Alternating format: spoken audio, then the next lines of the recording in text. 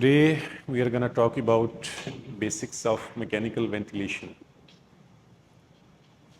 मैं कोशिश करूँगा एक ओवरव्यू देने की एज सिंपल एज पॉसिबल. उसके बाद टेक ओवर करेंगे मेरे रेस्पिरेटरी थेरेपिस्ट हैं डॉक्टर अस्सलाम. वो आपको इसके हवाले से हैंड्स ऑन वर्कशॉप और प्रेजेंटेशन देंगे. मैकेनिकल वेंटिलेशन जब we talk about the lungs it's about pressure, volumes and flow. तीन चीज़ें हैं जो इस वेंटिलेशन में टेक पार्ट करती हैं. Normally a negative intrathoracic pressure generate होता है जिससे हायर प्रेशर से लोअर प्रेशर पे एयर जाती है. ये बेसिक साइंस आपने एफएससी मैट्रिक में यू ऑल नो दैट. और जब वही नेगेटिव इंट्राथोरेसिक प्रेशर पॉजिटिव में कन्वर्ट होगा तो आप एक्सहेल करते हैं. मैकेनिकल वेंटिलेशन में इसका उलट है. मैकेनिकल वेंटिलेशन में पेशेंट जो है वो पैसिव है. आपने एक्टिवली ये सारा एनवायरनमेंट जनरेट करना है ताकि वेंटिलेशन उसकी हो सके. पर्पस क्या है सारे का सारा? ऑक्सीजन एंड कार्बन डाइऑक्साइड जो कि एक बेसिक नीड है फॉर मेटाबॉलिज्म. ऑक्सीजन रिक्वायरमेंट है मेटाबॉलिक के लिए. CO2 उसका एंड प्रोडक्ट है, वॉश आउट करनी है. दैट्स द बेसिक ह्यूमन सारा. अब इसमें जो कोई बहुत लंबी चौड़ी साइंस नहीं है. सिंपल ये है कि पॉजिटिव प्रेशर आपने देना है. अब प्रेशर देने के लिए एक्चुअल में आप कर क्या रहे हैं? आप एयरवेज को ओपन कर रहे हैं, एल्विलाई को ओपन कर रहे हैं सो दैट कि ऑक्सीजन आप पहुंचा सके और वहाँ से वो डिफ्यूजन का प्रोसेस हो सके. अब उस प्रेशर को देने के लिए आपको क्या ऑब्स्टेकल्स आपके सिस्टम में हैं कुदरती तौर पे? The one is airway resistance जो कि पाइप्स हैं. The other one is compliance जो कि एल्वुलाई एक बंच ऑफ जो ग्रुप्स है एल्वुलाई का जहाँ पे डिफ्यूजन एक्सचेंज हो रही होती है. सो मैकेनिकल वेंटिलेशन के अंदर क्या होगा? एयरवे रेजिस्टेंस और कंप्लायंस को ओवरकम करना होता है to achieve a target. So marker है. सो प्रेशर वेव फॉर्म जो बेसिक्स है, you put a pressure, you give a pressure. एक peak inspiratory pressure, peak airway pressure के ऊपर जाकर आप कंप्लायंस और रेजिस्टेंस को ओवरकम करते हैं तो वॉल्यूम, फ्लो या प्रेशर डिलीवर करते हैं तो वहाँ से जारी एक्सचेंज होती है. सो मैं इसको उस फॉर्म में करता हूँ. Thank you. अगर हम प्रेशर वेव फॉर्म को अंडरस्टैंड करने की कोशिश करें एक्स और वाई के ऊपर,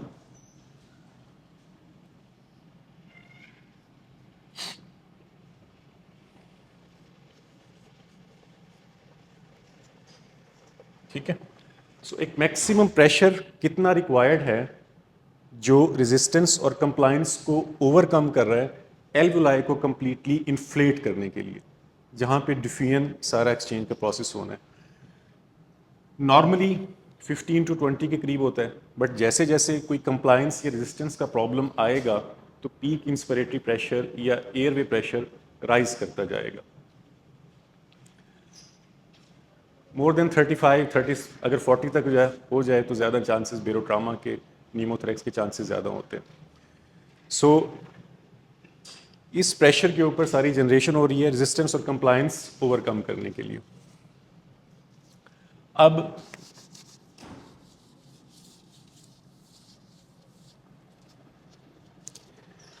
अब एयरवे रेजिस्टेंस और कंप्लायंस का डिफरेंस जानने के लिए अगर इसी प्रेशर वेव फॉर्म को थोड़ा सा किया जाए तो वो इस तरह आएगी. ये पीक इंस्पिरेटरी प्रेशर है, यहाँ पे ये प्लेट्यू प्रेशर है. प्लेट्यू प्रेशर क्या है? प्लेट्यू प्रेशर आप इंस्पिरेटरी पॉज देते हैं एक वेंटेड पेशेंट में जहाँ के ऊपर वो मैक्सिमम प्रेशर है, जहाँ पे स्टॉप हो जाता है एयर, यानी इंस्पिरेशन का एंड जहाँ पे मैक्सिमम इन्फ्लेशन हो रही है एल्वुलाई की, that is plateau pressure. Normally क्या होता है, और इस दोनों का जो डिफरेंस है प्लेट्यू प्रेशर का और पीक इंस्पिरेटरी प्रेशर का, दैट इज एयरवे रेजिस्टेंस. यानी जो ट्रेकिया और पाइप्स हैं वो एयरवे रेजिस्टेंस को शो करते हैं और जो प्लेट्यू प्रेशर है ये सारी कंप्लायंस को शो करता है वेव फॉर्म को. अगर for example peak inspiratory pressure को 20 लिया जाए और प्लेट्यू प्रेशर को 15 लिया जाए तो एयर रेजिस्टेंस 5, ये नॉर्मल फिगर्स है जो किसी भी वेंटिलेशन के दौरान, जो नॉर्मल वेंटिलेशन अगर उनकी कंप्लायंस और रेजिस्टेंस का कोई ज़्यादा प्रॉब्लम नहीं है तो ये नॉर्मल नंबर्स हैं। प्लेट्यू इज़ 15 और 7। अगर पेशेंट का प्रॉब्लम, अगर इसी को आगे लेके चलें, द प्रॉब्लम इज़ अगर एयर रेजिस्टेंस का है या कंप्लायंस का है फॉर एग्जांपल, तो क्या होगा, पीक एयर प्रेशर राइज करता है। नॉर्मली था जो डिफरेंस था, मतलब पीक इंस्पिरेटरी प्रेशर था 20, अब यहाँ पीक इंस्पिरेटरी प्रेशर वेंट पे अगर शो करता है that is 30, but plateau is 25, air resistance 5 ही रहती है, गैप जो नॉर्मल गैप है वो 5 ही रहता है। तो यहाँ प्रॉब्लम किस चीज़ का आ रहा है, वो कंप्लायंस का आ रहा है। एनाटॉमिकल वेव फॉर्म के अंदर मैक्सिमम प्रेशर जहां कंप्लायंस और रेजिस्टेंस ओवरकम कर रही है that is peak inspiratory pressure, normally 15 to 20 के बीच में होता है। और अगर आप इंस्पिरेटरी पॉज दें वेंटिलेटर के ऊपर दैट इज प्लेट्यू प्रेशर, और वो प्लेट्यू प्रेशर बेसिकली वो एयरवे उसमें से निकाल दें, वो सिर्फ और सिर्फ एल्वोलाई का वो है। अगर वो प्लेट्यू प्रेशर, अगर अब देखना ये होता है कि प्रॉब्लम कंप्लायंस में आ रहा है या रेजिस्टेंस में आ रहा है। अगर पीक इंस्पिरेटरी प्रेशर आपका राइज कर रहा है विद एवरी ब्रेथ, एक टारगेट वॉल्यूम को अचीव करने के लिए या एक स्पेसिफिक टारगेट को अचीव करने के लिए, तो प्रॉब्लम देखने के लिए कि एयर रेजिस्टेंस का है या कंप्लायंस का है, आप सिंपली प्लेट्यू प्रेशर को चेक करते हैं इंस्पिरेटरी पॉज दे के। अगर ये राइज कर रहा है बट एयर रेजिस्टेंस का प्रॉब्लम नहीं आ रहा, तो इसका मतलब यही है कि problem is in the compliance. अगर ये फॉर एग्जांपल यहाँ पीक इंस्पिरेटरी प्रेशर राइज किया है,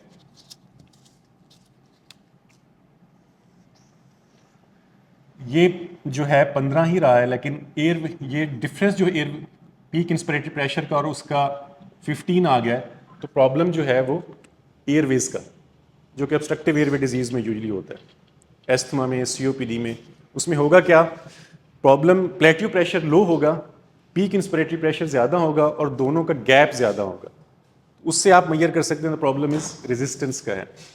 सो कहने का मकसद ये है कि पीक इंस्पिरेटरी प्रेशर वो प्रेशर है जहाँ जो मैक्सिमम प्रेशर रिक्वायर्ड है इस पूरे प्रोसेस को करने के लिए, और प्लेट्यू प्रेशर वो है जो एक मैक्सिमम इंस्पिरेटरी प्रेशर जो एल्वोलाई को ओपन रखता है, और एयर रेजिस्टेंस उन दोनों का डिफरेंस है। प्रेशर वेव फॉर्म इतनी ही है, इसमें कोई बात समझ ना आई हो तो आगे चलते हैं प्लीज। नॉर्मली जो वेंट के ऊपर आपको, प्लीज ऐसे छेद ना बनाए, वेंट के ऊपर आपको जो वेव फॉर्म नजर आएगी, आप एक पीप सेट करते हैं, एंड एक्सपिरेटरी प्रेशर सेट करते हैं, और आपको जो वेव फॉर्म नजर आएगी वो इस तरह नजर आती है।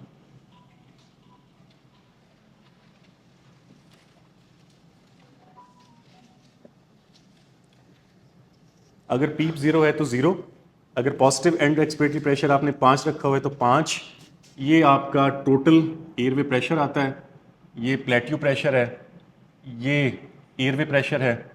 और अगर ये बेस लाइन को टच नहीं करता, with every breath wave form थोड़ी ऊपर आ रही है, तो इसको आप यूजुअली कहते हैं हाइपरडायनामिक इन्फ्लेशन, या वॉल्यूम, वो जो पीप है वो इंट्रिंसिक पीप कहते हैं।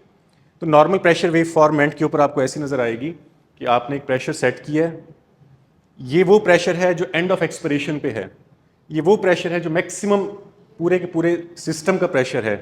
प्लेट्यू प्रेशर वो है जो एंड ऑफ इंस्पिरेशन के ऊपर आ रहा है, और ये एयर रेजिस्टेंस का प्रेशर है। ये प्रेशर वेव फॉर्म के अंदर कोई बात समझ ना आई है तो फिर आगे चलते हैं प्लीज। नहीं समझ नहीं आ रही है।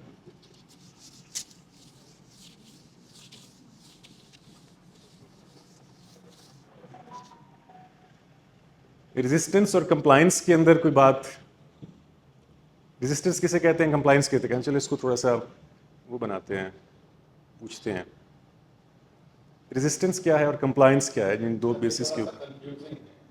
हाँ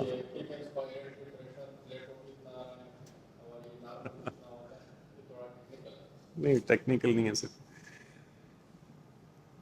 इस सिस्टम को ओपन करने के लिए एक प्रेशर चाहिए, ठीक है।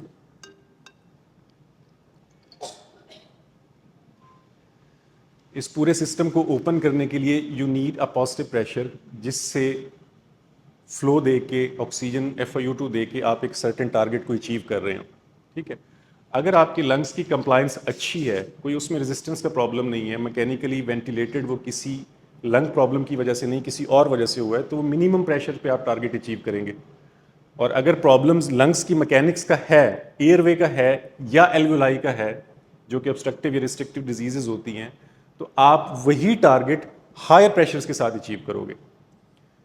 अब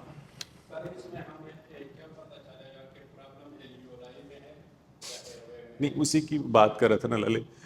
एक तो टोटल प्रेशर है ना वेव फॉर्म के अंदर, ये टोटल प्रेशर है जो पीक आ रहा है, जिसको पीक एयरवे प्रेशर कहते हैं, ये पिप कहते हैं, पीक इंस्पिरेटरी प्रेशर। अब इस इंस्पिरेटरी प्रेशर में अगर आप उस पेशेंट को इंस्पिरेटरी पॉज दें तो एक प्लेट्यू प्रेशर आपके सामने आएगा। वो इंस्पिरेटरी पॉज क्या है? At the end of inspiration जो एक प्रेशर जनरेट हो रहा है इनसाइड द एल्वुलाई, उसको कहेंगे आप प्लेट्यू प्रेशर। अब पीक इंस्पिरेटरी प्रेशर और प्लेट्यू प्रेशर के जो बीच का डिस्टेंस है वो एयरवे रेजिस्टेंस है। ठीक है, airway resistance from mouth to alveoli, वो एयरवे रेजिस्टेंस है। अगर एयरवे रेजिस्टेंस का प्रॉब्लम होगा, पेशेंट किसी रेजिस्टेंस की प्रॉब्लम की वजह से आया है, तो प्लेट्यू सेम रहेगा, पीक इंस्पिरेटरी प्रेशर ऊपर जाएगा, बट जो गैप आएगा वो बढ़ेगा, तो इसका मतलब है प्रॉब्लम रेजिस्टेंस का है। बात समझ आएगी? जी जी।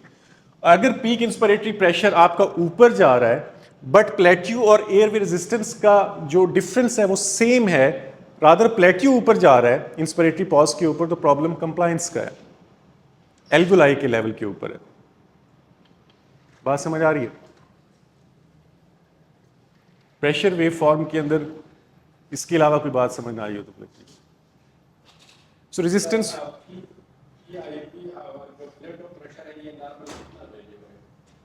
प्लेट्यू हुई 15 to 20 के बीच में ठीक है, लेकिन इससे कम भी हो सकता है। लेकिन इसमें जो यूजुअली नंबर्स लिए जाते हैं वो हायर साइड के लिए जाते हैं, जहां पे आपको बैरोट्रामा का होने का चांस होता है।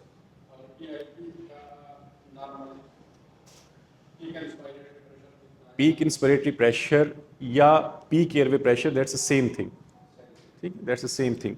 आप इसको पिप कह दें इस पीक को, या आप पीक एयरवे प्रेशर कह दें, वो सेम थिंग है।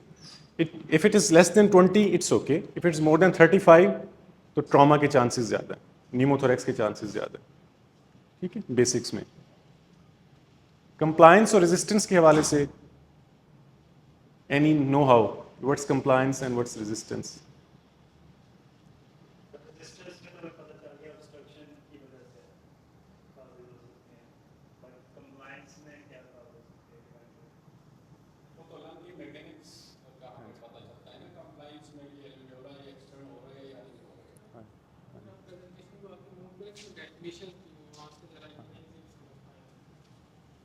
कंप्लायंस इलास्टिसिटी है, रेजिस्टेंस तो पाइप्स में आएगी ना, कि पाइप जितना तंग होता जाएगा फ्लो गुजरने में उतनी प्रॉब्लम होगी।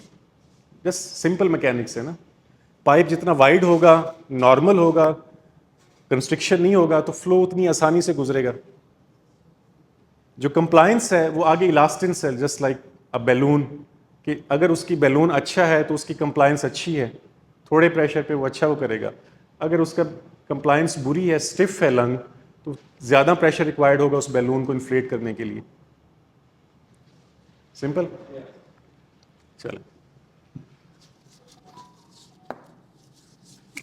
आप मैकेनिकल वेंटिलेशन के अंदर जो नेक्स्ट स्टेप आता है, हम जो चीज़ें देखते हैं वो देखते हैं कि इक्वेशन ऑफ मोशन क्या है।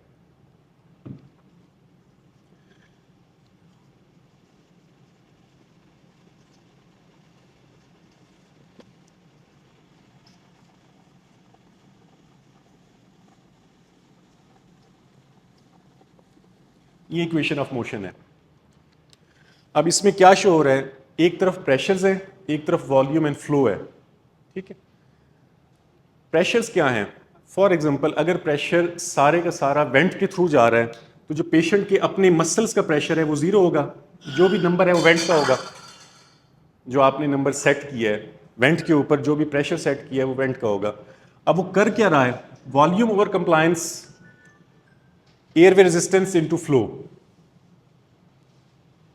एयरवे के साथ मामला फ्लो का है, कंप्लायंस के साथ प्रॉब्लम जो है वॉल्यूम्स का है। अब वॉल्यूम जो और कंप्लायंस हैं they are inversely proportional to each other. Compliance अच्छी होगी, बुरी होगी तो वॉल्यूम कम होगा। कंप्लायंस यानी जितनी ज़्यादा होती जाएगी तो वॉल्यूम कम होता जाएगा। कंप्लायंस जितनी इनवर्सली प्रोपोर्शनल से मुराद ये है कंप्लायंस जितनी बेहतर होगी तो वॉल्यूम उतना बेहतर जनरेट करेगा। और उसके साथ वो फ्लो का एयरवे के साथ है कि अगर एयरवे तंग है तो फ्लो कम होगा, एयरवे ओपन है तो वो ज़्यादा होगा। अब ये इक्वेशन ऑफ मोशन ये है कि सिंपल कितना प्रेशर वेंट के थ्रू जा रहा है, कितना प्रेशर पेशेंट के मसल्स को जनरेट कर रहे हैं। अगर पेशेंट वेंट के ऊपर है, सीडेटेड है, पैरालाइज्ड है, तो सारी की सारी पावर जो है वो वेंट के पास है। वो एक प्रेशर आप उसमें पुट करेंगे तो आगे वो एक इक्वेशन ऑफ मोशन के तहत, इसके तहत उसकी कंप्लायंस और चीज़ों को देखते हुए वो एयरवे उसके ओपन रखेगा और उसके साथ फिर वो डिलीवर करेगा ब्रेथ को। इसी तरह जब पेशेंट इंटरमिटेंट उसके ऊपर होता है, SIMV पैटर्न के ऊपर होता है, जो आगे चल के आपको बताते हैं, उसमें यह है कि कुछ प्रेशर वेंट देता है, कुछ प्रेशर पेशेंट का अपना होता है। वो डिवाइड होकर फिर उस इक्वेशन को फॉलो करते हैं। और अगर पेशेंट स्पॉन्टेनियस मोड पे है तो सारी की सारी जो पावर है वो पेशेंट के हाथ में है, पेशेंट को ट्रिगर करेगा और वेंट उसको करेगा, सपोर्ट करेगा। जो अगले जो वेंट के ऊपर जो बेसिक टर्मिनोलॉजी यूज़ होती है वो वेरिएबल्स की यूज़ होती है। कंट्रोल वेरिएबल्स क्या हैं, फेज वेरिएबल्स क्या हैं। अब कंट्रोल वेरिएबल्स जो हैं आपके पास 4 हैं, जिसमें volume, flow, pressure, time. Basically आप ज़्यादातर इन 2 के साथ कर रहे होते हैं। ये आपके पास कंट्रोल वेरिएबल्स हैं, यानी इसी से ही आप डिफरेंट मोड्स जनरेट करते हैं। अगर आपने वॉल्यूम कंट्रोल मोड रखा हुआ है तो आप एक वॉल्यूम को सेट करते हैं, जो वेरिएबल हो जाएगा आपके पास वो क्या होगा, प्रेशर होगा। यानी उस वॉल्यूम को अचीव करने के लिए प्रेशर वेरी करेगा फ्रॉम ब्रेथ टू ब्रेथ। अगर आपने प्रेशर कंट्रोल मोड रखा हुआ है, यानी आपने उसमें एक फिक्स प्रेशर दे दिया है, तो आपके पास जो कंट्रोल है वो प्रेशर है। अब वॉल्यूम्स वेरी करेंगे ब्रेथ टू ब्रेथ। बात समझ आ रही है? तो कंट्रोल वेरिएबल्स आपके पास, अब यहां तक फ्लो और टाइम का ताल्लुक है, दे आर एक्चुअली, फ्लो जो है वो वॉल्यूम के साथ रिलेट करता है और प्रेशर जो है वो टाइम के साथ रिलेट करता है। यानी आप इंस्पिरेटरी टाइम सेट करते हैं, प्रेशर के साथ टाइम और फ्लो, ये वेरिएबल कंट्रोल्स 4 हैं। अब इसमें अगर हम फॉर एग्जांपल बात करते हैं, जब हमने वॉल्यूम कंट्रोल रखा हुआ है, मोड को वॉल्यूम कंट्रोल पे रखा हुआ है, तो वॉल्यूम कंट्रोल के ऊपर आपने जो फिक्स्ड चीज़ रखी है वो वॉल्यूम रखा है, और जो वेरिएबल होगा वो प्रेशर होगा, टाइम और ये वेरिएबल होगा, फिक्स जो चीज़ है वो वॉल्यूम है। इसी तरह वाइस वर्सा में देखें तो अगर आपने प्रेशर कंट्रोल मोड रखा है तो प्रेशर विल बी फिक्स्ड और जो वेरिएबल हो जाएगा वो वॉल्यूम हो जाएगा। इसको आगे ग्राफिकल में देखते हैं।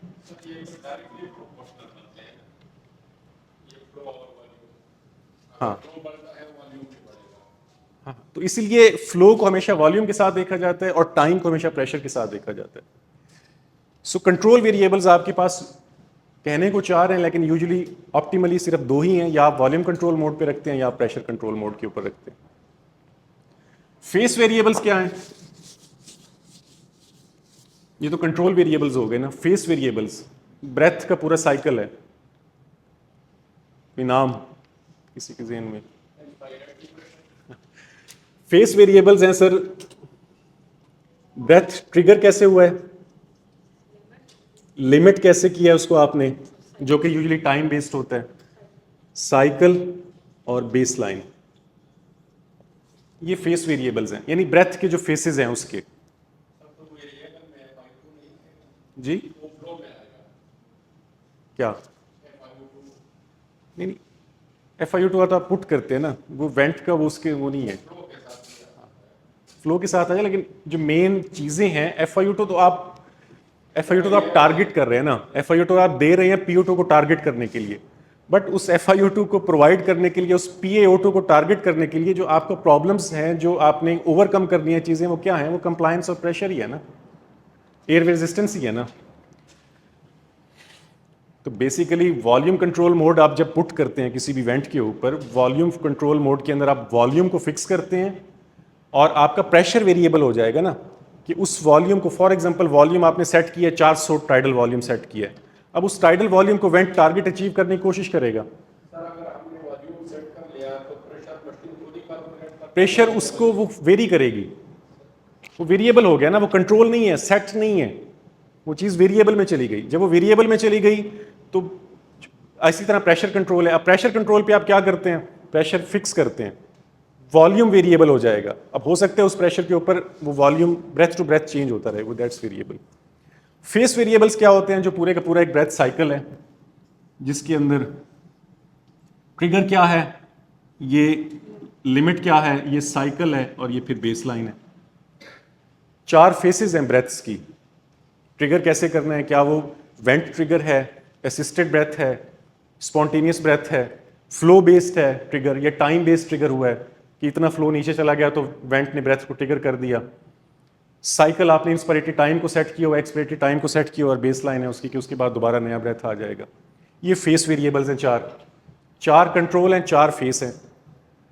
यहाँ कोई बात समझ ना आई हो, please raise your hands. Sir please, थोड़ा सा ड्राई टॉपिक है। ब्रेथ की टाइप्स कितनी होती हैं? वेंट के ऊपर ब्रेथ की टाइप्स कितनी होती हैं?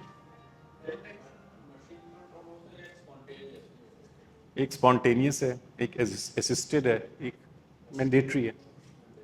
ठीक है, स्पॉन्टेनियस है, पेशेंट खुद कर रहा है जब आप वीनिंग मोड में होते हैं। एक असिस्टेड है, यानी पेशेंट ने नेगेटिव डिफ्लेक्शन शो की है, थोड़ा सा ट्रिगर किया है, बट उसको सपोर्ट चाहिए प्रेशर की, उसका लंग मैकेनिक्स इतने अच्छे नहीं हैं, उसको सपोर्ट चाहिए, दैट इज असिस्टेड ब्रेथ। एक है मैंडेटरी ब्रेथ, जिसमें आपने पेशेंट से उसका अख्तियार ही छीन लिया, आपने उसको प्रॉपरली सीडेट रिलैक्स रखा हुआ है, that is mandatory breath. 3 breath types है। ठीक है, आगे बात करते हैं कि जो शेप्स हैं वेंट के ऊपर, आपको डिफरेंट शेप्स नज़र आती हैं। आपको 4 तरह की शेप्स नज़र आती हैं। एक असेंडिंग शेप है, एक डिसेंडिंग शेप है, एक स्क्वायर फॉर्म है और एक साइनोसाइडल फॉर्म है। आपको वेंट के ऊपर ये डिफरेंट इस तरह की वेव फॉर्म्स नज़र आती हैं। असेंडिंग यूजुअली प्रेशर के साथ होती है, डिसेंडिंग यूजुअली फ्लो के साथ होती है। स्क्वायर फॉर्म ये वो वेव फॉर्म है जो चीज़ आप फिक्स करते हैं। अगर आपने प्रेशर फिक्स किया है तो प्रेशर स्क्वायर फॉर्म में आएगा, अगर आपने फ्लो को फिक्स किया है वॉल्यूम को, तो फ्लो फिक्स फॉर्म इसमें आएगा। साइनोसाइडल यूजुअली स्पॉन्टेनियस के अंदर आ रही होती है, CPAP के अंदर आ रही होती है, ये वेव फॉर्म। ठीक है, अभी आगे इसको लेके चलते हैं।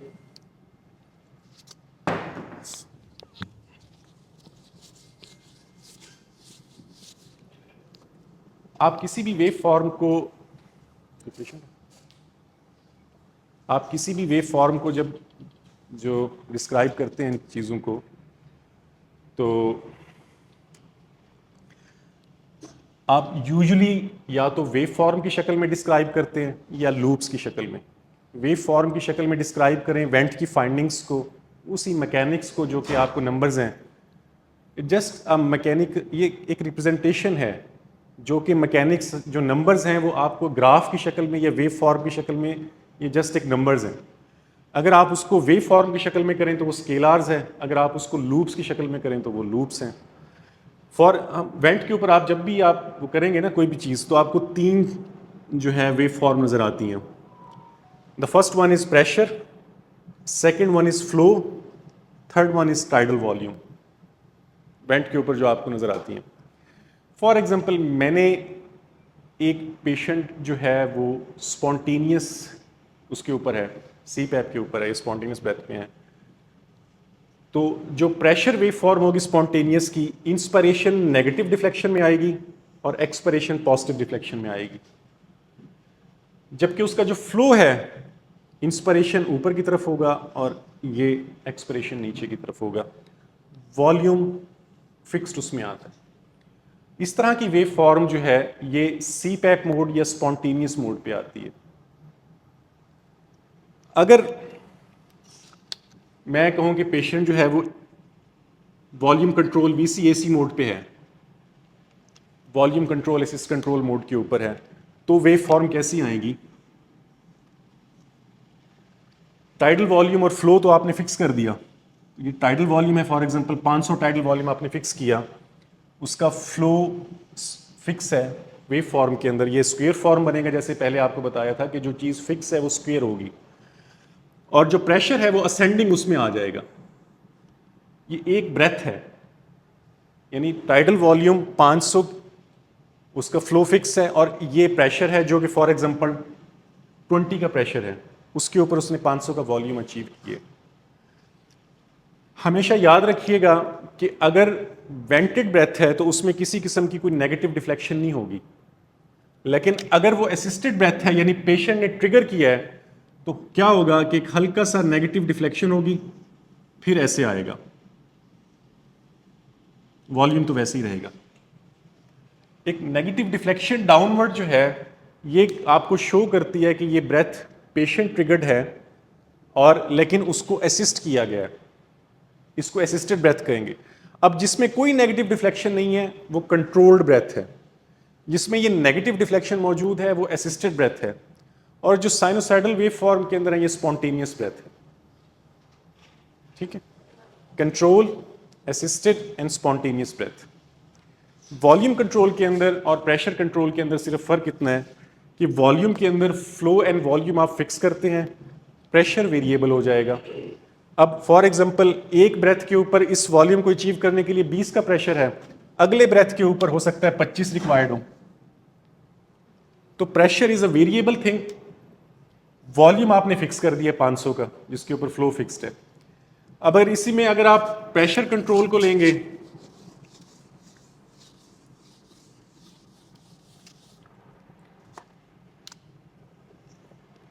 अगर आप प्रेशर मोड के ऊपर हैं, आपने यानी जो मोड रखा हुआ है वो प्रेशर का रखा हुआ है, तो क्या किया आपने, प्रेशर को फिक्स कर दिया, वो स्क्वायर फॉर्म होगी। अब हर ब्रेथ उतना ही प्रेशर दिया जाएगा जो वेंट के थ्रू जा रहा है। अब उसके ऊपर इस प्रेशर जो आपने फिक्स कर दिया, इसके ऊपर जो फ्लो है वो ब्रेथ टू ब्रेथ वेरी करेगा। The pressure is fixed, flow कभी ज्यादा होगा कभी कम होगा। कंट्रोल और वेरिएबल्स समझ आ रही है बात? वेव फॉर्म में सिर्फ इतना ही फर्क है, आपको जहां स्क्वायर नजर आए ना तो समझ लीजिएगा कि पेशेंट का ये मोड रखा हुआ है। अगर आपको स्क्वायर फॉर्म फ्लो में नजर आ रही है तो ये वॉल्यूम कंट्रोल मोड है, अगर आपको स्क्वायर फॉर्म प्रेशर उसमें नजर आ रही है तो ये प्रेशर कंट्रोल मोड है। अब वो जो प्रेशर है, बेसिक्स जो आपको बताया है कि पीप्स जो आपने सेट की हुई है, बेसिकली वेव फॉर्म वहां से जनरेट होगी पीप, अगर ऑटो पीपिंग है तो वो भी नजर आ जाएगी। टोटल इंस्पिरेटरी टाइम जो फेस वेरिएबल्स बताए हैं, ट्रिगर, लिमिट, साइकिल, वो भी सारा आपको उससे क्लियर पता चल जाएगा, और ये मोड्स का भी पता चल जाएगा कितने वॉल्यूम जनरेट कर रहा है, कि एक इस प्रेशर पे ब्रेथ टू ब्रेथ कितना वॉल्यूम जनरेट हो रहा है। ठीक है, कोई सवाल इस हवाले से? इसमें हमें कैसे पता चलेगा कि पेशेंट आपको बिल जनरेट करता है, अगर प्रेशर नहीं, सिंपल आंसर के फॉर एग्जांपल आपने पीप रखी हुई है 5 की, ठीक है, ये ब्रेथ जो है वो यहां से आपकी पीप प्रेशर जनरेट होगा। अब जब आप उस पेशेंट की बेस लाइन पे आएगा ना, तो बेस लाइन 5 पे आना चाहिए ना। अगर वो 5 की बजाय 7 पे आ रहा है और हर ब्रेथ के साथ वो बढ़ती जा रही है, जो उसकी बेस लाइन है, बेस लाइन आपने सेट की हुई है ना, 0 सेट की हुई है, 1 सेट की हुई है, 5 सेट की हुई है, 6 भी जो आपने पीप रखी हुई है, तो वो बेस लाइन वहीं पे आनी चाहिए। लेकिन अगर वो बेस लाइन बढ़ रही है तो वो इंट्रिंसिक पीप है। ठीक है, वो इंट्रिंसिक पीप है। उसका दूसरा आपको शो क्या होगा, फ्लो के अंदर शो हो जाएगा। फ्लो के अंदर फ्लो बेस लाइन को टच नहीं करेगा, अभी वो बेस लाइन तक पहुंचे नहीं होगा, साइकिल शुरू हो जाएगा। एयर ट्रैपिंग हो रही है, एयर ट्रैपिंग हो रही है कि हर ब्रेथ के साथ थोड़ी बहुत एयर ट्रैप हो रही है, वो इंट्रिंसिक पीप का बाइस बन रही है। That is dynamic hyper inflation. ठीक है। प्रेशर प्रेशर और वॉल्यूम बेस्ड मोड में इनमें से कोई प्रेफरेंस है आपकी, क्या कौन सा ज़्यादा प्रेफर या जी sir, they can be used? हाँ आप किसी में भी यूज़ कर सकते हैं, बट यूजुअली जो रेजिस्टेंस के प्रॉब्लम्स होते हैं ना सर, उसमें चांस ये होता है कि पीक एयर प्रेशर जंप करेगा बहुत ज़्यादा, तो आप उसको लिमिट कर देते हैं कि बैरोट्रॉमा ना हो सर। लेकिन बस उसका प्रॉब्लम ये आता है कि फिर वॉल्यूम्स नहीं जनरेट हो पाते, कि वॉल्यूम्स उतनी रेजिस्टेंस के ऊपर, तो आप कोई भी सिलेक्ट कर सकते हैं। लेकिन जो मेन चीज़ होती है वो ये होती है कि आप एक उस प्रेशर्स को इतना ना बढ़ाएं कि सारी की सारी मैकेनिक्स जो है वो ट्रॉमा में कन्वर्ट हो जाए। So, है क्या, जस्ट आपने एक प्रेशर देना है जो नाक से लेके एल्वुलाई तक ओपन कर देगा किसी चीज़ को। अब जब वो प्रेशर ओपन करने है तो उसमें मेन मकसद क्या है, रेजिस्टेंस और कंप्लायंस को ओवरकम करना है, ऑक्सीजन पहुंचाने के लिए और CO2 को लेने के लिए, यही मकसद है ना। FiO2 तो वो एक पार्ट हो गया ना सर, जो आप FiO2 की बात कर रहे थे। अब उस पूरे रास्ते में अगर हमारा पेशेंट वेंटेड किसी रीज़न लंग्स की वजह से नहीं है, तो रेजिस्टेंस और कंप्लायंस का इशू ही नहीं होगा। तो मिनिमम रेजिस्टेंस और मिनिमम कंप्लायंस पे हमारा टारगेट अचीव हो जाएगा। लेकिन अगर पेशेंट लंग्स की वजह से इंट्यूबेट किया है, किसी पल्मोनोलॉजी डिजीज़ की वजह से इंट्यूबेट किया है, तो या तो प्रॉब्लम रेजिस्टेंस का होगा या प्रॉब्लम कंप्लायंस का होगा। जो स्टैटिक कंप्लायंस है, अब इसमें बात आ जाती है स्टैटिक और डायनेमिक कंप्लायंस की, ये दो वर्ड सुने होंगे। Static means at the end of inspiration, जैसे मैंने आपको इनिशियली प्रेशर वेव फॉर्म बताई ना,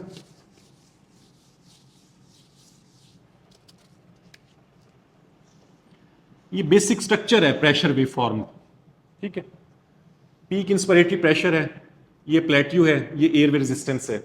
एयरवे रेजिस्टेंस और प्लेट्यू के बीच का जो फर्क है वो 5, 6, 7, इससे ज़्यादा नहीं होता सर।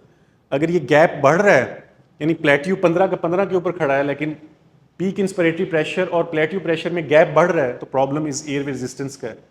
लेकिन अगर प्लेट्यू प्रेशर बढ़ रहा है बट टोटल जो गैप है पीक इंस्पिरेटरी का और इसका वो 5 या 6 पे खड़ा है, तो प्रॉब्लम कंप्लायंस का है। अब अगर फॉर ये जो प्लेट्यू प्रेशर आपने एंड इंस्पिरेशन में डिस्कस वो किया है, at the end of inspiratory pause के ऊपर किया है, प्लेट्यू प्रेशर माइनस पीप स्टैटिक कंप्लायंस है। प्लेट्यू प्रेशर माइनस पीप, अगर पीप आपने जीरो की रखी है तो ये जो सारे का सारा ये प्रेशर जनरेट हो रहा है दैट इज स्टैटिक कंप्लायंस। जबकि पीक पिप माइनस पीप ये डायनेमिक कंप्लायंस है। मैक्सिमम प्रेशर, ये पीक इंस्पिरेटरी जो प्रेशर है ना सर, ये फ्रॉम माउथ टू एल्वुलाई है, तो इसमें ट्यूब्स भी आती हैं, पाइप्स भी आते हैं और एल्वुलाई भी आते हैं। ये आपकी पूरी की पूरी उस कंप्लायंस को शो, पूरी डायनामिक्स को शो करता है। जितना राइज होता जाएगा इसका मतलब है प्रॉब्लम इज समवेयर। अब आपने देखना है कि प्रॉब्लम ऑब्स्ट्रक्शन का है या कंप्लायंस का है, तो आप प्लेट्यू प्रेशर से निकाल लेते हैं। प्लेट्यू प्रेशर और पीप का जो डिफरेंस है वो स्टैटिक कंप्लायंस है। पीक इंस्पिरेटरी प्रेशर या पीक एयरवे प्रेशर और पीप का जो डिस्टेंस है वो डायनेमिक कंप्लायंस है, क्योंकि उसमें पाइप्स भी आ गए और वो भी आ गई। ये दोनों का मेजर वो है। कोई सवाल basic terminology pressure wave form के साथ या उसके साथ प्लीज़ थोड़ी सी आपको इसकी ग्राफिकल रिप्रेजेंटेशन दे के, बाकी जो भी इंटरेस्टेड हो तो हमारे पास अवेलेबल भी है, हैंड्स ऑन भी आपको भी करवा देते हैं।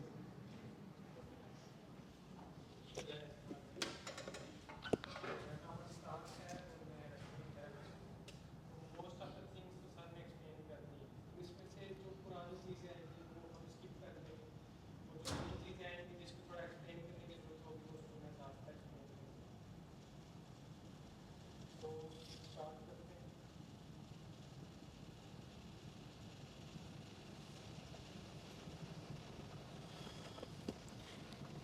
बेसिकली मैकेनिकल वेंटिलेशन है क्या?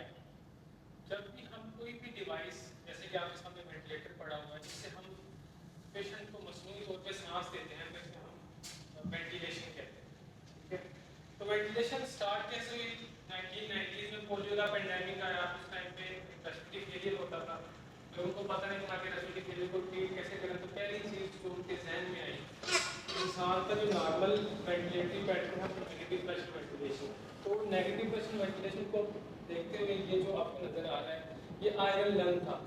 पूरे इंसान को एक डिवाइस में इंसर्ट करते थे और नेगेटिव प्रेशर जनरेट होता था, उसकी मदद से जो है टाइडल जनरेट होते थे और पेशेंट वेंटिलेट होता था। ये 1990s की बात है जब पोलियो पेंडेमिक आया था।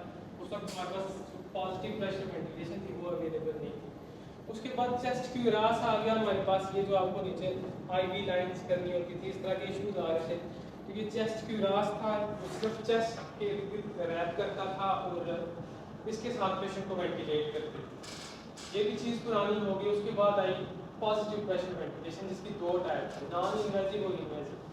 नॉन इन्वेजिव में बाइपैप और सीपैप आता है, यानी कि ऐसे एरियाज जो हमने डायरेक्टली लंग्स में इंसर्ट नहीं किए हुए, via face mask, nasal mask, helmet, इस तरह की चीज़ों को यूज़ करते हुए जो पेशेंट को वेंटिलेट करते हैं उसको नॉन इन्वेजिव वेंटिलेशन कहते हैं। इसको हम इंशाल्लाह किसी नेक्स्ट सेशन में कवर करेंगे, बहुत लंबा हो जाएगा सेशन, क्योंकि आज इन्वेजिव की बात हो रही तो हम इन्वेजिव को शुरू करते हैं।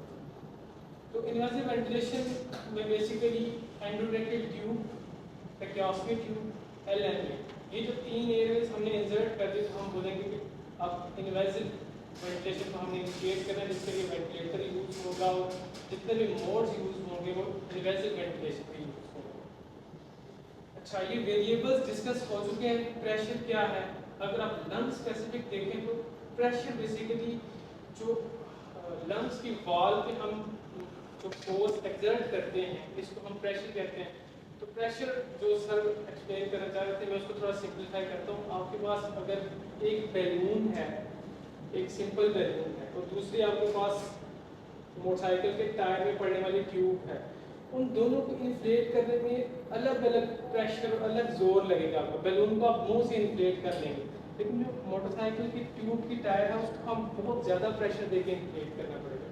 टर्मिनोलॉजी इसको बेहतर समझते हैं, इसलिए हम जो रिस्ट्रिक्टिव और ऑब्स्ट्रक्टिव पैटर्न को देख के जब भी पेशेंट को आपने सर्जरी के लिए लेके जाना है तो इस पार्ट करते हैं वो इसलिए कि पेशेंट को वेंटिलेटर पर डाल रहे हैं, पेशेंट के लंग मैकेनिक्स का हमें पता हो कि हमने पेशेंट को किस तरह वेंटिलेट करना है। तो बेसिकली आप बैलून को तो आराम से 10 के प्रेशर के साथ इन्फ्लेट कर लोगे, लेकिन आपने जब उसको ट्यूब को इन्फ्लेट करना है तो आपको पूरी मशीन चाहिए इन्फ्लेट करने के लिए। तो वही चीज़ लंग्स पे आती है। पेशेंट के छोटे लंग हैं, ARDS वाला लंग है, तो बहुत ज़्यादा प्रेशर देके हम थोड़े से टाइटल्स बना पाएंगे। इसी तरह अगर नॉर्मल लंग्स है तो आपको COPD जो है बड़ा लंग होता है, हाइपरइन्फ्लेटेड लंग होता है, तो आप सिर्फ 10 के प्रेशर के साथ 450-400 वॉल्यूम अचीव कर लेंगे। तो ये बेसिकली कंसेप्ट है प्रेशर का। तो वॉल्यूम सिंपल है कि आप कोई भी फ्लूइड जितनी जगह कवर करता है उसको हम वॉल्यूम कहते हैं। तो टाइडल वॉल्यूम बेसिकली हम फिक्स कर देते हैं, जो ऑलरेडी डिस्कस हो चुका है। फ्लो क्या है, कितनी स्पीड के साथ एयर जाएगी लंग्स में, उसमें हम फ्लो कहते हैं। आपने देखा होगा कुछ पेशेंट हैं वो बहुत स्लोली सांस ले रहे हैं, आप बेहतर देखें तो स्लो, और किसी का फ्लो पैटर्न जो है, कुछ पेशेंट जो डिस्ट्रेस में होते हैं उनका फ्लो डिमांडिंग होता है, तो ऐसे पेशेंट में हमने इनिशियली फ्लो को ज़्यादा रखना होता है। तो ये फ्लो का कंसेप्ट है। बाकी टाइम है, हमने टाइम सेट करना होता है। आई रेशो नॉर्मल 1:2 है, और पेशेंट के लंग मैकेनिक्स को देखते हुए, डिजीज प्रोसेस को देखते हुए हम उसकी रेशो को चेंज करते हैं। COPD में 1:3 कर देंगे, 1:4 भी कर सकते हैं। एस्थमा में हम ई टाइम बढ़ा के रखते हैं, यानी कि ऐसी सिचुएशन जिसमें हमने CO2 को वॉश आउट करना है, लंग को खाली होने का टाइम देना है, उसमें हम ई टाइम ज़्यादा रखते हैं। अच्छा, ये सारे डिस्कस हो चुके हैं। कंट्रोल वेरिएबल्स, ट्रिगर सारे डिस्कस कर दिए। या तो टाइम ट्रिगर होगा, या तो टाइम ट्रिगर पेशेंट ट्रिगर होगा, या फिर वेंट ट्रिगर होगा। वेंट ट्रिगर ब्रेथ हमेशा टाइम ट्रिगर होता है। आपने जो RR सेट किया हुआ है तो उस बेसिकली टाइम फ्रेम के लिहाज से वेंटिलेटर जो है वो ट्रिगर करता है ब्रेथ को। अगर दूसरा ट्रिगर को मैं आप मेरी तरफ देखेंगे तो आपको अंदाजा होगा कि ट्रिगर कैसे करता है। हमने -2 का ट्रिगर रखा हुआ है, तो पेशेंट जो वेंटिलेटर में पड़ा हुआ है वो सिर्फ -2 का नेगेटिव प्रेशर जनरेट करेगा, तो दूसरा जो रिमेनिंग प्रेशर है वो आपको दे देगा वेंटिलेटर जो आपने सेट किया हुआ। ठीक है, मैंने सिर्फ -2 का प्रेशर जनरेट किया, जो रिमेनिंग प्रेशर था वो वेंटिलेटर ने दे दिया। ये ट्रिगर का कंसेप्ट है बेसिकली कि पेशेंट कैसे ट्रिगर करता है और वेंट उसको कैसे ब्रेथ देता है। लिमिट के हमने वॉल्यूम लिमिट कर दिया कि इतना वॉल्यूम देना है, इतना प्रेशर देना है। साइक्लिंग मैकेनिज्म वेंट में जब सांस खत्म हो गया आपने जो ब्रेथ साइकिल थी वो खत्म हो गया, तो आपने कोई वेंट को बताना है कि भाई अब सांस खत्म करना है तो कैसे करना है। तो इसके दो तरीके होते हैं। टाइम साइकिल, आपने जो ई टाइम सेट किया हुआ है, जो ही वो पूरा होगा वेंट सांस को खत्म कर देगा। दूसरा जो स्पॉन्टेनियस मोड होता है, इसमें आपको अक्सर वेंट में ई सेंस मिलेगा, देखा होता है ई सेंस, एक्सपायरेटरी सेंसिटिविटी।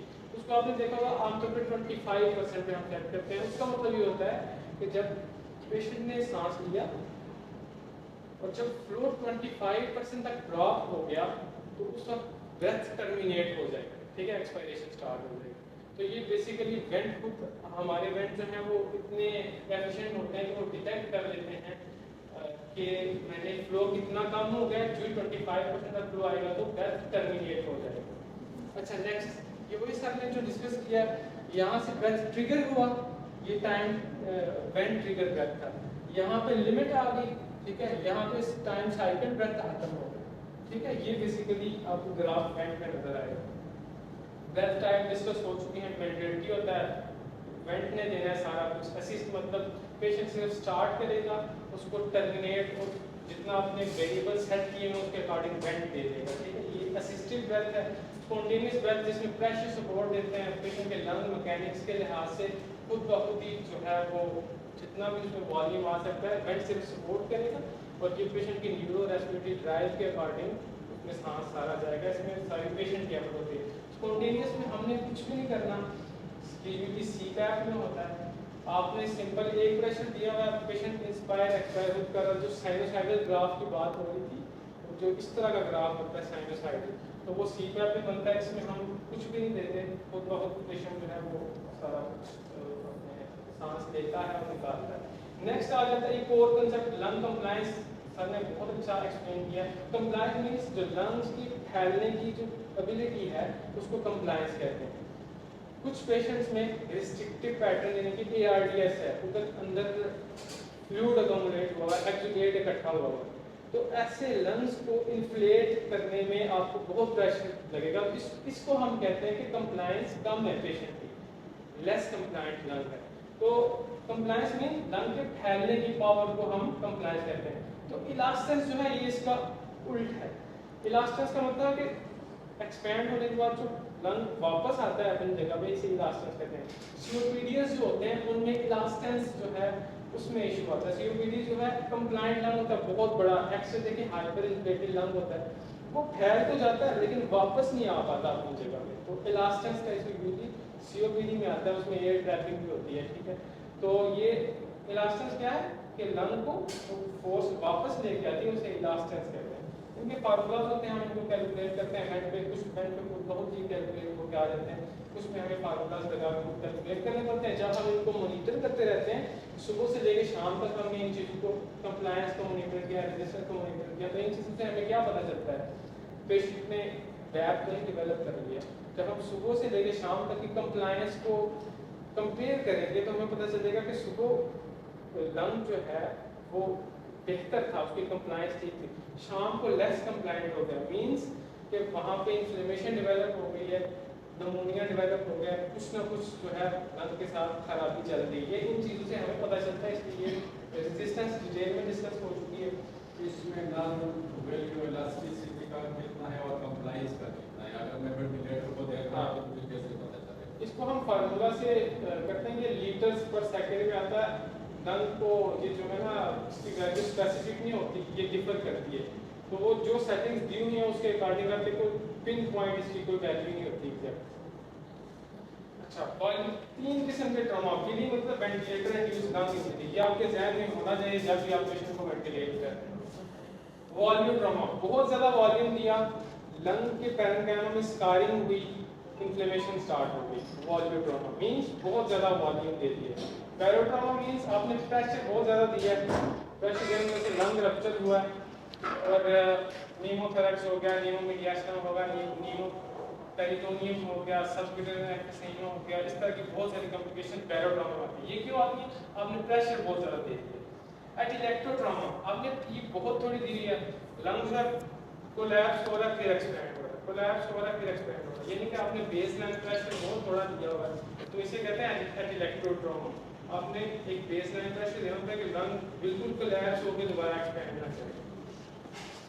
अच्छा, ये वही ग्राफ्स करने को बना सकते हैं, ये साइनसाइडल है, स्पॉन्टेनियस में आता है, ये मैकेनिकल ब्रेथ है, पेशेंट ने ट्रिगर नहीं किया, वेंट ट्रिगर था, वेंट साइकिल था। ये वाला ब्रेथ जो है ये असिस्टेड है, पेशेंट ने -2 तक का नेगेटिव प्रेशर जनरेट किया और फिर जो बाकी की हमने वैल्यू सेट की हुई थी उसके अकॉर्डिंग दे दिया, वेंट में दे दिया सांस। अब ये वही ग्राफ्स हैं जो उधर एक्सप्लेन किए गए थे। ये यूजुअली आपको प्रेशर कंट्रोल में मिलेगा, इसे एक्सपोनेंशियल डिके, जो इंसान की नॉर्मल ब्रीदिंग होती है ना, सबसे ज़्यादा जो उसके करीब तरीन ग्राफ है वो ये वाला है, ठीक है। ये वाला फ्लो पैटर्न सबसे अच्छा होता है पेशेंट की सिम्टम के लिए, प्रेशर कंट्रोल में आपको यूज मिलेगा। ये दोनों यूजुअली आपको वॉल्यूम कंट्रोल में मिलेंगे और ये आपको स्पॉन्टेनियस ब्रेथ साइनोसाइडल ग्राफ जो है सी टैप और ऐसे ब्रेथ जो कुछ ऐसे यानी उनमें नॉन सपोर्टेड ब्रेथ होते हैं जो पेशेंट खुद के लेता है, तो उसमें आपको साइनोसाइडल नजर आएगा। तो बाकी इनमें जो 2-3 चीज़ें इंपॉर्टेंट हैं कि आप गुजरते हुए आपको लगता है कि 2-3 चीज़ें से बात करें, तो वो आपको मैं बता देता हूँ कि जब भी नर्सिंग स्टाफ और डॉक्टर्स वेंट के करीब से गुजर रहे हैं तो 2-3 चीज़ें होंगी जो अगर उनको नज़र आए तो दीज आर अलार्मिंग। ये फ्लो का ग्राफ बना रहा हूँ, ठीक है, ये फ्लो का ग्राफ बन रहा है, यहाँ से फ्लो आया, ये नीचे गया और एक्सपायरेशन पे समथिंग लाइक दैट, आपको ये चीज़ नज़र आई, ठीक है। जब भी इस तरह की कोई चीज़ आपको एक्सपायरेशन पे फ्लो के ग्राफ पे नज़र आए, ये फ्लो दरमियान वाला ग्राफ जो फ्लो का है, तो इसका मतलब है कि सक्रीशन अकोमोडेट हो रही है, पेशेंट को सक्शन की नीड है, ठीक है। अच्छा, इसी तरह अगर ये फ्लो का ग्राफ है, यहाँ से ये बेस लाइन को टच नहीं कर रहा तो वो डिस्कस हो चुका है कि ये जो बेस लाइन से नीचे है दिस इज ऑटो पीक, तो इसको हमने करेक्ट करना है। ये 2 चीज़ें मेन हैं जो आपको आते जाते अगर नज़र पड़ती है फ्लो के ग्राफ में, तो आपके जहन में हो कि ये जो है आपने नोटिफाई करना करने की कोई सेक्शन की जरूरत है, बैरोड्रामा हो सकता है, रेजिस्टेंस बढ़ जाएगी। ये बहुत इंपॉर्टेंट 2 लूप्स हैं वेंटिलेटर में, इससे हमें बहुत सारी चीज़ें पता चलती हैं। तो ये जो है इस अगर आप जब भी वेंटिलेटर को जब आप पे लूप्स आएंगे तो जब भी ये बीक बन रही है आप देखो कि ये जब भी आप प्रेशर वॉल्यूम लूप देखते हो यहाँ पे बीक बन रही है बहुत ज़्यादा, तो इसका मतलब है आपने बहुत ज़्यादा प्रेशर दे दिए हैं, हाइपर इन्फ्लेशन हो रही है, ठीक है। इसी तरह इस ग्राफ में आ जाए, आपको ब्रोंकोस्पैज़म इस ग्राफ में नजर आ जाएगा। अगर यहाँ पे कूविंग हो रही है, अक्सर हम उस पैरामीटर को आते हैं तो उसमें भी जो ये वाला ग्राफ जब वापस जाएगा तो यहाँ से इस तरह होके जाएगा वापस, तो जब भी ये इस तरह कूविंग हो रही है इसमें तो आपको पता लग जाना चाहिए कि ब्रोंकोस्पैज़म या ब्रोंकोडायलेटर थेरेपी की जरूरत है। तो इस तरह की और भी चीज़ें होती है। ये ग्राफ जो वो इस तरह का था, ये प्रेशर है और ये वॉल्यूम, तो हम जितना प्रेशर देंगे जितना वॉल्यूम बना रहे हैं, अगर ये ग्राफ शाम को देखते हैं आप ये लेटा हुआ है उस साइड पे, तो इसका मतलब है कि कंप्लायंस में कोई इशू आ गया। तो ये वाली चीज़ें साथ साथ मॉनिटर होनी होती है, तो आपको लंग मैकेनिक्स का साथ साथ अंदाजा हो रहा है। क्या चीज़ें पता हमें पता होनी चाहिए मैकेनिकल वेंटिलेशन इंडिकेशन कब शुरू करनी। एक क्वेश्चन है मेरा कि अगर कोई बताना चाहे कि मैकेनिकल वेंटिलेशन की कंट्रा इंडिकेशन क्या है, कि इन्वेसिव मैकेनिकल वेंटिलेशन हमने कब नहीं करनी, किसी के जहन में कुछ आता है कि हाँ इस पेशेंट में हमने नहीं करना।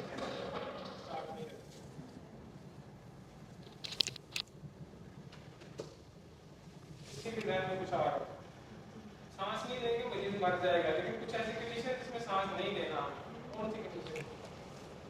डीएनआई डीएनआर साइन हुआ हुआ है, कंफर्ट के पेशेंट तब नहीं करना। दूसरा अगर टेंशन न्यूमोथोरैक्स है तो ये एब्सोल्यूट नहीं है कि रिलेटिव कंट्राइंडिकेशन है कि पहले चेस्ट ट्यूब पास हो जाए या फिर आपने नीडल डिकम्प्रेशन कर लेनी है उसके बाद मैकेनिकल वेंटिलेशन को इनिशिएट करना होगा। इससे ना अगर टेंशन न्यूमोथोरैक्स हुआ तो चीज़ें वर्स हो जाएंगी। तो आई विल ट्राई कि जल्दी जल्दी कंक्लूड करें, टाइम हमारे पास थोड़ा। तो प्रेशर वर्सेस वॉल्यूम डिस्कस हो चुका है। एक्सटेंड मींस के पास कुछ पार्शियल सपोर्ट होती है, कुछ फुल सपोर्ट होती है। पार्शियल सपोर्ट मीन कि आधी रेस्पिरेटरी एफर्ट पेशेंट की है और आधी वेंट की है, तो इसको हम पार्शियल सपोर्ट कह देंगे। फुल सपोर्ट मींस कि सारा का सारा वेंटिलेटरी वर्कलोड हमने वेंटिलेटर को दे दिया, पेशेंट कुछ भी नहीं कर रहा, तो ये एक्सटेंड ऑफ वेंटिलेशन होता है की वेंटिलेटरी सेटिंग्स आगे इसी में आएंगी तो हम डिस्कस कर लेते हैं। अलार्म सेटिंग्स कुछ होती हैं। इंडिकेशन में आता है कि पेशेंट ब्रीथ नहीं कर रहा, लेबर्ड ब्रीदिंग है, हाइपोक्सीमिया है, हाइपरकैप्निया है, ये डिजीज बस होनी है, क्लिनिकली पेशेंट डिटेरियोरेट हो रहा है, उसके साथ साथ टैकिपनिया है, पेशेंट के स्पॉन्टेनियस टाइडल ड्रॉप हो रहे हैं। There is a device which measure beat maximum inspiratory pressure जो है अगर वो -20 से कम हो जाता है तो इसका मतलब है कि पेशेंट को इन्वेसिव वेंटिलेशन की जरूरत है। तो ये यूजली पल्मोनरी फंक्शन टेस्ट जब हम करते हैं उसमें ये न्यूरोमस्कुलर डिजीज के जो पेशेंट्स आते हैं जीपीस हाँ, उसमें उसमें- कर रहे होते हैं और फिर एक्टिव वेंटिलेट जी, जी। फिर हम एनआईवी उनको ना हम देखते हैं कि ब्रीथ ड्रॉप हो रहा है तो ये पेशेंट एनआईवी का भी कैंडिडेट है। फुल वेंटिलेटरी सपोर्ट में वेंट लगा दिया, पेशेंट का सारा रेस्पिरेटरी वर्कलोड हमने बता जो 100 से 20% जो इंसान का कैलोरी जो बर्न होती है वो रेस्पिरेटरी वर्कलोड की वजह से होते हैं। तो इट्स अ ह्यूज थिंग। जब हम वेंट पे शिफ्ट कर देते हैं तो अब आप देखेंगे आपने 20% पेशेंट का जो वो वर्कलोड था उसको आपने बचा के रख लिया ताकि वो इवनिंग में यूज हो। अच्छा,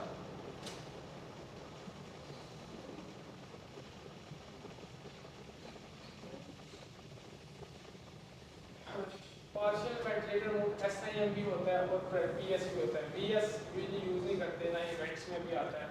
तो SIM means synchronized intermittent ventilatory ventilation, इसमें हम पेशेंट अपने सांस भी लेता है जिसको हम प्रेशर सपोर्ट से सपोर्ट भी करते हैं। दूसरा हमने वेंटिलेटरी डक्ट सेट किए थे, अगर पेशेंट उदार रास्ता हाइपो वेंटिलेट करता है तो एक हम मिनिमम थ्रेशोल्ड सेट किया हो कि पेशेंट जो है हाइपोकैप्निक और एसिडोटिक ना हो। पीएसवी प्रेशर सपोर्ट में कोई आरआर सेट नहीं होता, सिर्फ एक बैकअप हमने सेट किया होता है। इसमें भी हम पेशेंट को सिर्फ सपोर्ट कर रहे होते हैं, बाकी पेशेंट की न्यूरो रेस्पिरेटरी ड्राइव के अकॉर्डिंग सारा का सांस जा रहा होता है पेशेंट। तो ये हमने कब कंसीडर नहीं करना, पेशेंट जो है अगर थका हुआ ऑलरेडी, वीनिंग की तरफ हमें नहीं जाना, ऑलरेडी डिस्ट्रेस में है तो ये मोड्स यूज करने की जरूरत नहीं है, कंट्रोल मोड्स की तरफ जाएं। ये वो इंपॉर्टेंट चीज़ है जो सर ने ड्रा कर चुकी थी। ये एक ग्राफ बना हुआ है। प्रेशर कंट्रोल में क्या होता है, वॉल्यूम कंट्रोल में क्या होता है। टाइडल वॉल्यूम प्रेशर कंट्रोल में वेरी करेगी लंग की कंप्लायंस के लिहाज से, ठीक है। अब इसके साथ वॉल्यूम कंट्रोल जब हमने डाला हुआ तो जितने टाइडल हमने सेट कर लिए उतने ही डिलीवर होंगे, प्रेशर वेरी करेगा। किसी के स्टिफ लंग है तो 400 का टाइडल बनाने के लिए हो सकता है 40 का प्रेशर लगे। किसी के कंप्लायंट लंग है तो हो सकता है सिर्फ 5-10 के प्रेशर पे बन जाए, ठीक है। पीक इंस्पिरेटरी प्रेशर जो है प्रेशर कंट्रोल में कांस्टेंट होता है, वॉल्यूम कंट्रोल में वेरिएबल होता है।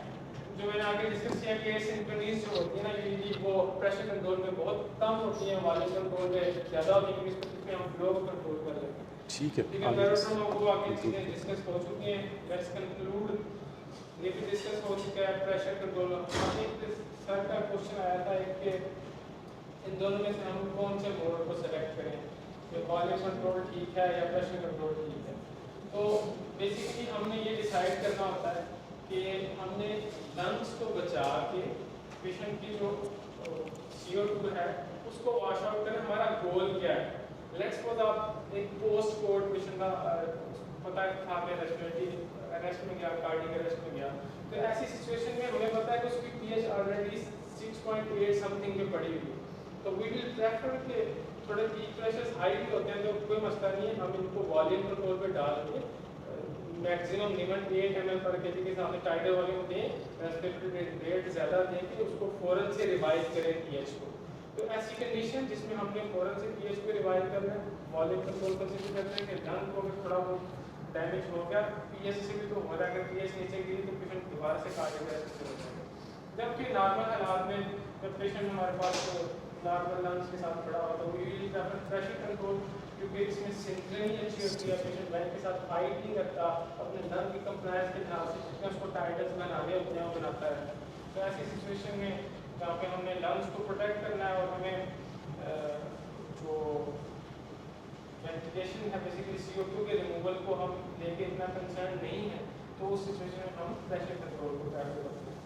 तो ये ऐसा है कि ब्रेथ से नॉर्मल कुछ सिनोसाइडल अपने आ रहे हैं और कुछ मैकेनिकल ब्रेथ आ रहे हैं। पीएसवी डिस्कस हो चुका है। और अब आते हैं जो मेन पैरामीटर्स, इसके हम कंक्लूड करेंगे। वेंटिलेटर को ऑन करने की जरूरत नहीं है, यहीं से हम डिस्कस कर लेते हैं कि हम कौन कौन से पैरामीटर सेट करते हैं। ये मेन पैरामीटर्स हैं और इन्हीं में जो है ना सारी चीज़ें कंक्लूड हो जाएंगी, उसको ऑन करने की जरूरत नहीं। सबसे पहले आता है FiO2।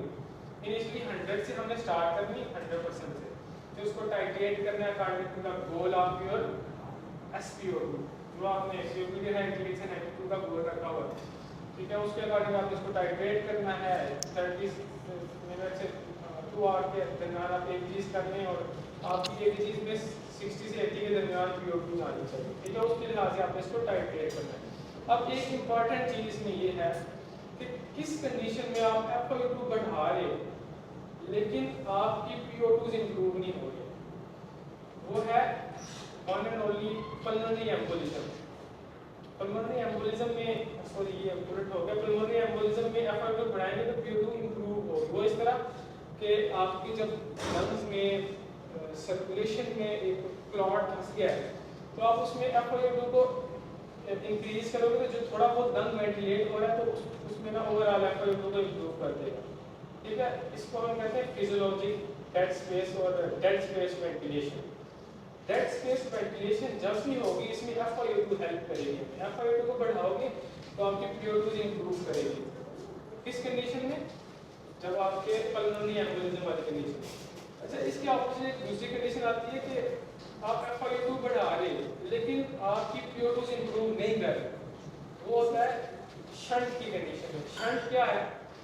आपके लंग्स में फ्लूइड फील्ड है, आप FiO2 बढ़ा रहे हैं लेकिन क्योंकि एल्वियोलाई तक वो FiO2 पहुंच ही नहीं रही तो PO2 इंप्रूव नहीं करेगी। तो ऐसी कंडीशन में आपने सिर्फ FiO2 को नहीं बढ़ाना, आपने पीप को साथ बढ़ाना। तो पीप आगे आ रही है, उसको डिस्कस करें। ये FiO2 होगी। चलें बस उसके अभी बाद टाइडल वॉल्यूम है, ठीक। कंक्लूड करना है। टाइडल वॉल्यूम का डिस्कस हो चुका है। ये फार्मूला है जिसके अकॉर्डिंग आप टाइडल वॉल्यूम निकालते हो कि नॉर्मल टाइडल वॉल्यूम कितना होना चाहिए। रेस्पिरेटरी रेट एडल्ट में 12 से 18 रखते हैं, चाइल्ड में 20 से 30 रखते हैं। नॉर्मल आप उनका मिड पॉइंट से ले लो जो भी रखते हैं और आप क्लीनिंग के लिए इसको कम ज़्यादा कर दो। अच्छा, पीप आ गई, नॉर्मल 5 होती है, 5 लाजमी रखनी है। अगर 5 से कम रखी तो एटिलेक्टेड ट्रॉमा हो जाएगा। कम से कम 5 रखनी चाहिए। आपने बढ़ानी है according to the PO2 goals of the patient. IE ratio 1:2 के नॉर्मल, ये भी प्रीवियसली डिस्कस हो चुका है। इंफ्लेटिव पास में डिस्कस हो चुका है। ये ट्रिगर मैकेनिज्म है, आई थिंक यहाँ पे था सारा कुछ। बाकी